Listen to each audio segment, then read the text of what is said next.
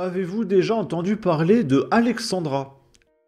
On est à Hayange dans le 57 et il y a plusieurs jours, plusieurs semaines peut-être, il y a une vidéo qui a circulé sur le réseau.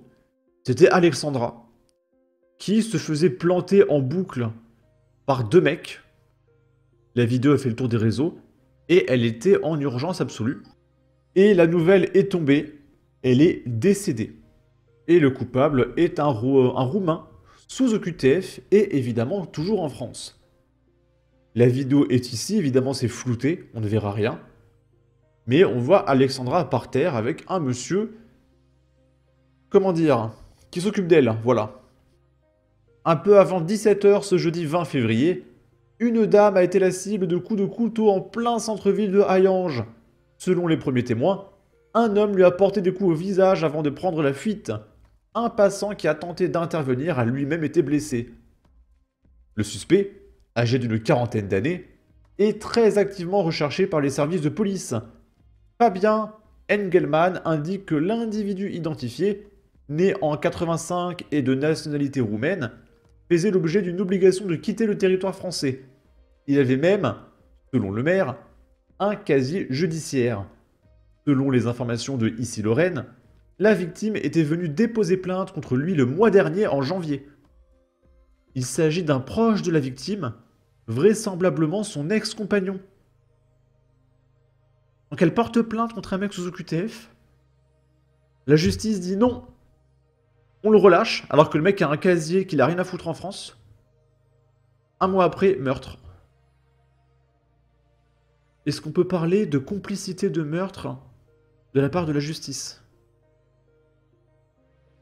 Moi, à la place de la famille de la victime, je demanderais une indemnisation d'1 million d'euros pour complicité de meurtre, la totale. J'irai jusqu'au bout. Là, c'est indécent. La victime a été transportée à l'hôpital de Mercy avec un pronostic vital engagé.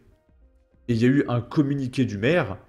C'est avec émotion et indignation, sachant que c'est le mec qui a relâché le gars, hein, que je vous informe du drame survenu ce jour, jeudi 20 février à 16 h 30 à Hayange. Une dame a été sauvagement poignardée de 14 coups de couteau au visage en pleine rue par son ex-compagnon sous OQTF, venu expressément à Hayange pour en découdre avec elle. La victime, âgée de 28 ans, a été transportée en urgence par hélicoptère à l'hôpital de Metz dans un état très critique. Son pronostic vital est engagé. Un passant courageux s'est interposé entre la victime et son agresseur et a lui-même été gravement blessé. Il a été transporté à l'hôpital de Thionville et son pronostic vital n'est pas engagé. Cet acte de bravoure et d'humanité ne peut susciter que l'admiration générale. Ces prochaines heures, je suivrai très attentivement l'évolution de leur état de santé. Je tiens à exprimer tout mon soutien aux familles des victimes dans ces heures particulièrement difficiles.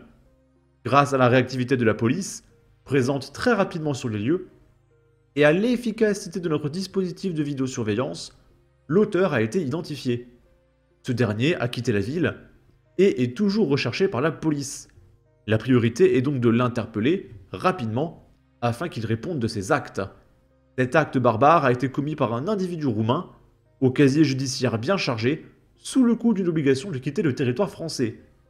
Une fois de plus, ce drame illustre les conséquences désastreuses de l'immigration massive et de l'impuissance de l'État à faire respecter ses propres lois.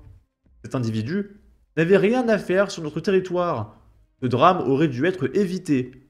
Toute l'équipe municipale remercie les forces de l'ordre et de sécurité, les pompiers et les ambulanciers pour leur mobilisation rapide. Davantage de précisions seront communiquées prochainement au fur et à mesure de l'évolution de l'enquête.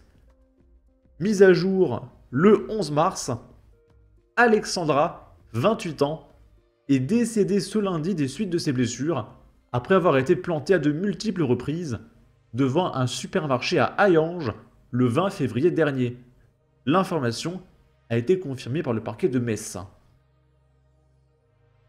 Là, on est à Tremblay en France. Un refus de priorité routière s'est réglé à coups de calache. Et il y a une maison qui a été criblée de balles.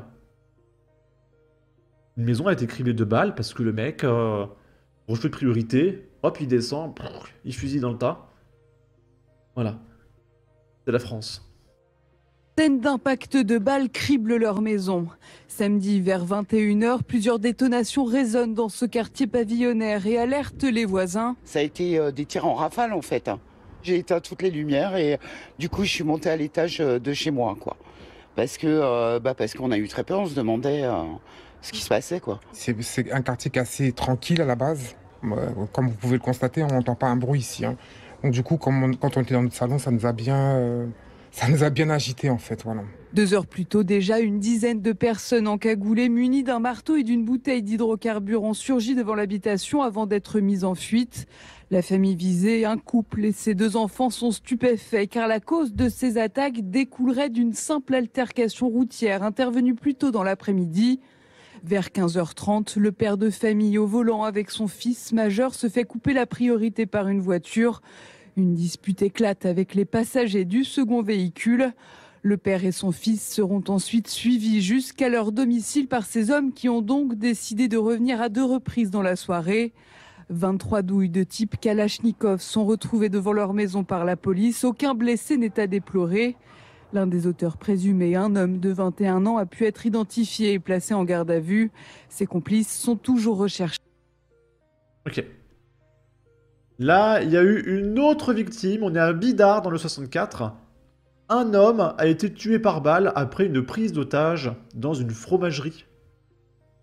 Et peut-être que je me trompe, mais il me semble que le 64, c'est à proximité de Bayonne. Là où s'est fait planter Fabrice, si je ne me trompe pas. Et puis, pareil, sérieusement, une prise d'otage dans une fromagerie. Qu'est-ce que tu vas foutre une prise d'otage dans une fromagerie? Le mec, il a fait, ouais, donnez-moi du camembert ou je tue tout le monde. C'est ça, en fait. Le suspect était muni d'un masque de clown et armé d'un sabre et d'une arme de poing quand il est entré dans la fromagerie. Il a pris en otage la vendeuse du magasin et a demandé à ce que quelqu'un appelle la police.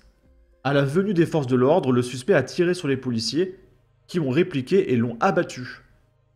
Donc si je comprends bien, en suivant la logique du mec, il a fait exprès de faire une prise d'otage pour pouvoir en découdre gratuitement avec la police. Son but, c'était de mobiliser la police pour aller buter des policiers. Tout va bien.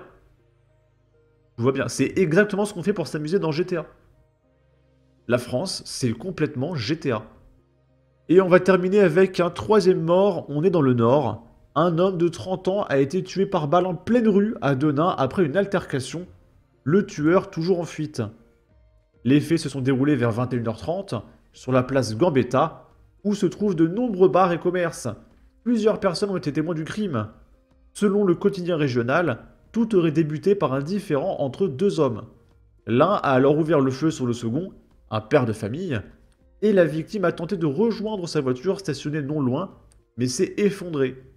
Les secours, arrivés rapidement sur place, ont pris en charge le trentenaire.